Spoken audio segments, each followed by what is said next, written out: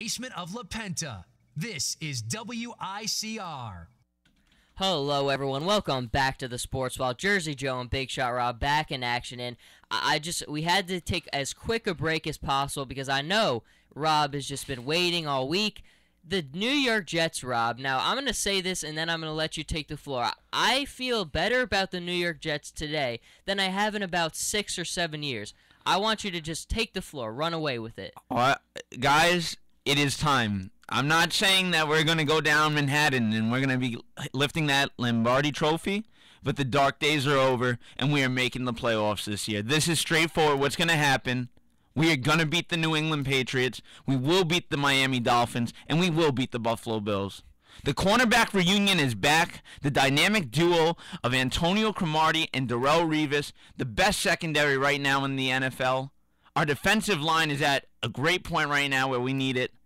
We have the wide receivers in Brandon Marshall and Eric Decker. Those guys are going to put up some points. Chris Ivory is going to continue his tear in this league.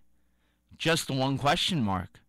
Quarterback situation. And it is the biggest question mark of all. Now, here's the thing I love, Rob, is like you just said about the cornerback situation. You're talking about a defense that was tremendous with their line. I mean, up front, they are as big as you can be in the NFL. They are extremely physical. They're just hard to beat. Now you look at how atrocious they were in the secondary.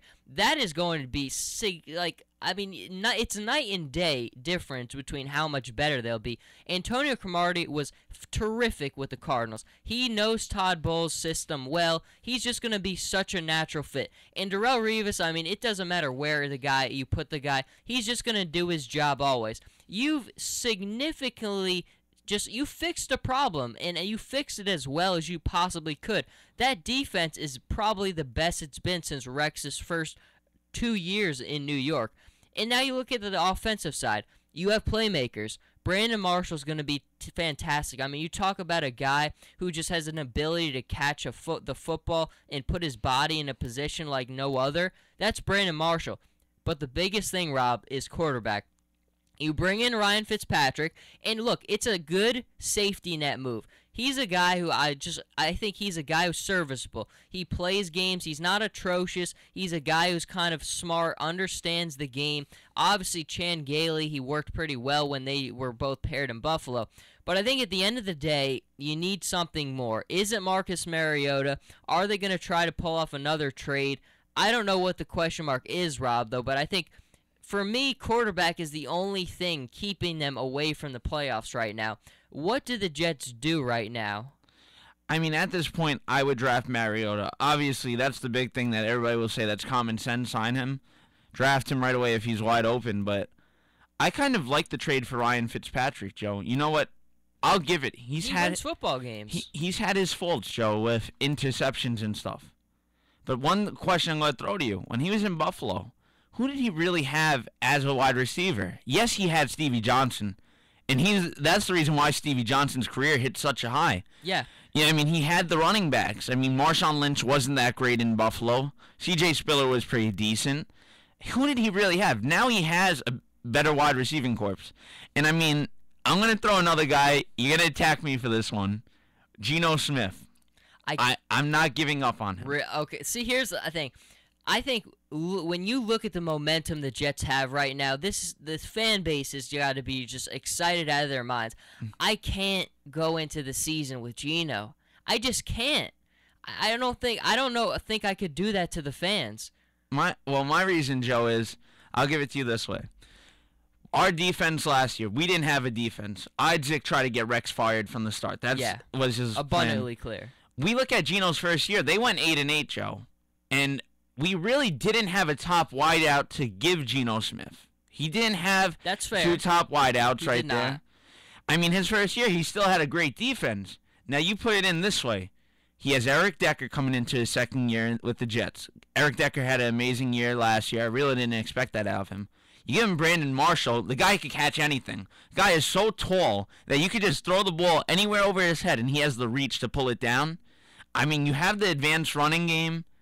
And, that's all Geno really needs. A lot of people are going to attack me for this. As a Jets fan, I really went down on Geno. I really attacked him. And then it kind of took me to this week to start looking and go, Geno really didn't have the weapons around him that he needed to succeed and excel in his career. I mean, I've seen upside, and I think Gailey can fix that for him. I think Gailey can make him into an elite quarterback because he's shown upside. We've seen at the end of the years what he's done, where he's able to pick up yardage, he's able to throw the ball, run the ball. That's what Geno Smith's game is. Be on his feet, throw the ball, run. And I mean, now the weapons are there. The versatile weapons are there. I mean, a lot of Jets fans don't want him back, but I want him back. I still want Geno Smith. See, I don't disagree with the points that you made. I think you're completely honest and you're true. He did not have the weapons, the appropriate weapons. He really did not.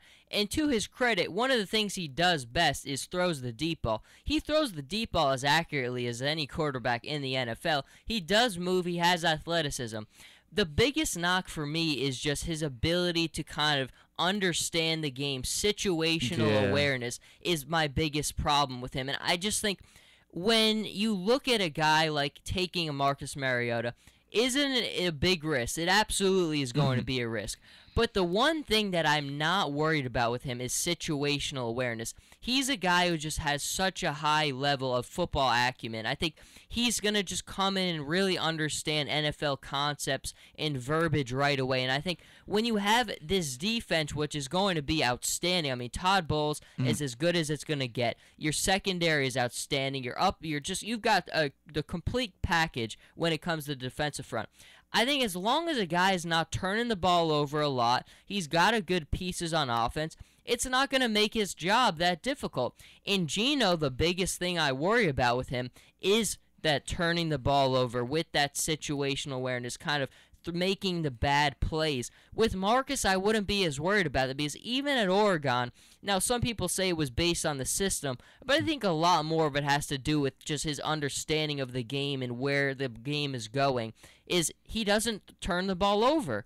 I think right now, it would be a fit. Now, you've got to be creative, you've got to move things around, you've got to be willing to adapt and change things, but I think right now, I would go with Marcus. Now, I don't know if it's going to happen. A lot of things still have to go.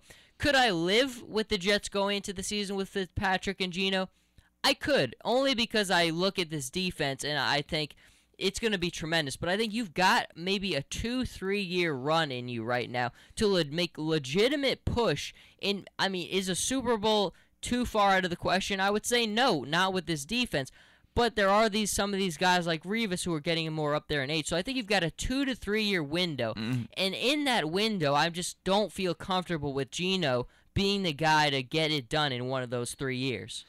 That's all. I agree with you with that one. I agree. He's not great with situational IQ, but I'll take Mariota. I'm not gonna lie. I want Marcus Mariota. Yeah. If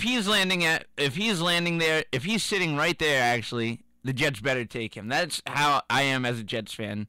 But if we're unable to get him, you stick with Geno Smith. I mean, even Mark Sanchez, we look at his first 2 years, Joe, he really struggled with interceptions. He did.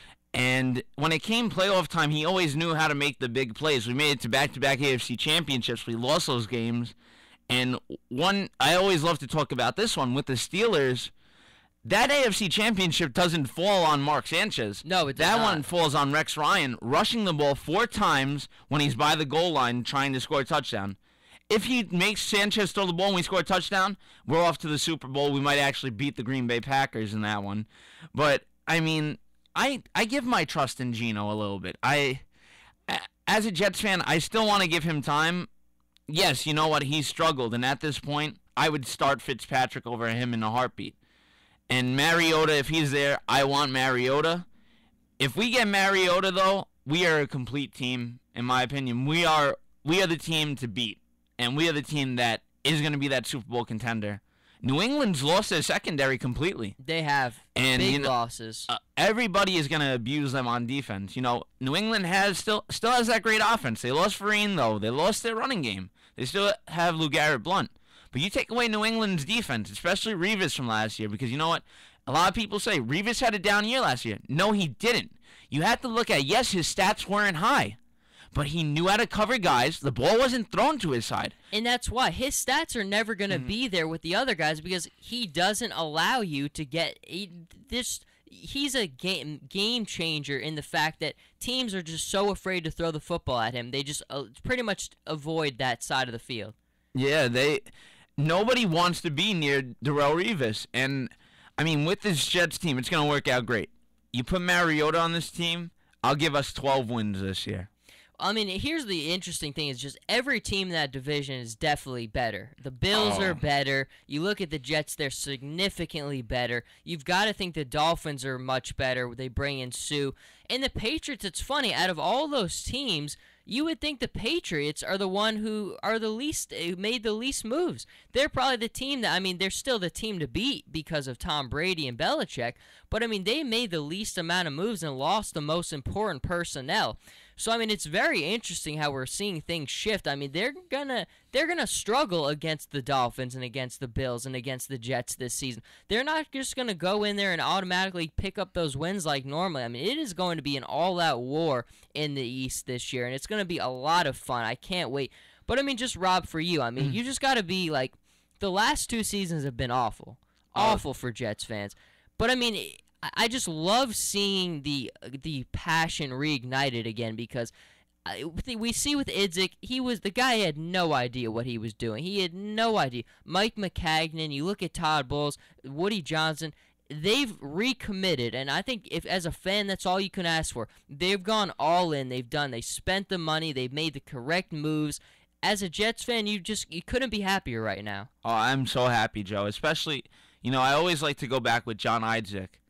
When it comes to that point, Joe, we look at this team now. That could have been our team last year, Joe. And Idzik didn't want it to happen. We came off that 8-8 year, and he wanted his own head coach. And you know what? It ended up backfiring on him because he didn't want to spend the money, didn't want to improve the Jets whatsoever. And now we bring in a general manager, and you know what? Every hole is filled that needed to be filled on that defense. And I'm so proud to be a Jets fan at this point. I remember telling you, earlier this year, with me going to the Miami Dolphins Monday night game, I've never sat at a game and been so bored out of my life. When we went and we saw the Giants for Colts, that was a great game to watch. Andrew Luck and Eli Manning. I went to this Jets game, and it tore the life out of me. I just sat in my seat, and I was like, is this really happening? Am I really watching somebody rush the ball this many times just to watch Geno Smith throw the ball 8 times? Did I really come to a game like this? When I've gone to Jet games, I've seen Mark Sanchez beat the Bills. I've seen him beat Carolina his first year. And just to go to a game like that last year, I really lost hope in my team. Really hit the down part of my life because I'm a huge Jets fan. I bleed for every Sunday, bleed green every Sunday. That's one thing that makes my Sunday. And in my Pick'ems league, I always stick with the Jets because that's my favorite team. And at the end of the day, when you love a team and you're that passionate, you always stick it out. And that's how I am as a fan. I will never change my colors of green and white because I'm a true Jets fan and I love these guys. Big Shot Rob, as true a Jets fan as there is, and very happy that the organization is doing the right thing for the fans. They are doing everything that they can in their power to put a winning product on the field, and right now it looks like the Jets are going to do a lot of winning. But that is going to wrap it up for this segment. When we come back, going to another NFL team that has been in the media a lot, the Philadelphia Eagles. What is Chip Kelly doing down there? If you want to find out, stay right with us.